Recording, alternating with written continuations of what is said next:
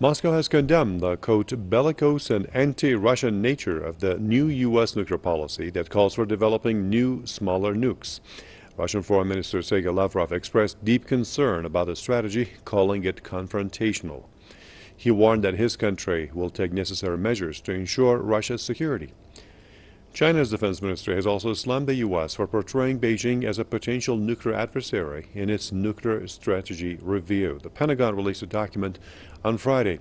It contains plans to revamp U.S. nuclear arsenal to diversify its options against potential enemies.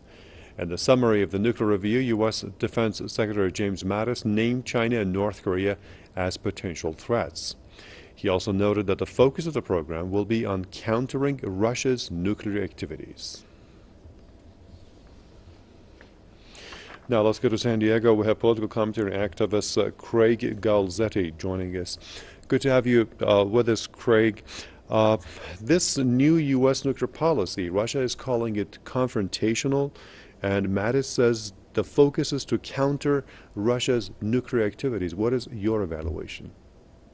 At first glance, the new American policy seems somewhat insane. It's furthering development and deployment of smaller nuclear weapons, with verbiage defining these smaller nuclear weapons as deterrent. How more nuclear weapons, particularly nuclear weapons that are designed to be used on battlefields in smaller scale wars, is somehow a deterrent. I don't quite understand it. I think this has everything to do with what's been American policy for the better half of the 20th century into the 21st century, and that is to attempt to establish the nuclear arsenal as an element of American foreign policy. The United States is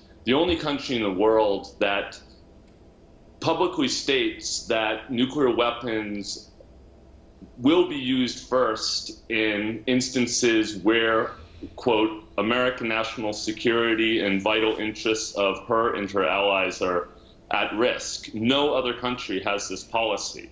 The Russians historically have always had a no first use policy that has been amended slightly to be if the state itself was under existential threat, they would consider using nuclear weapons. However, the United States is continuing in a long line of a policy that just has nuclear weapons as an element to bully other countries. It's interesting to see this document talk about how the world has moved backwards into a great powers style worldview. It's as if Trump is trying to channel Otto von Bismarck and Metternich under the guise of furthering America's nuclear arsenal. It's absurd, and the Russians, the Chinese, and every other country have the absolute right to be threatened by this verbiage. All right, I appreciate your comments and insight. Political commentator and activist Craig Galzetti joining me from San Diego.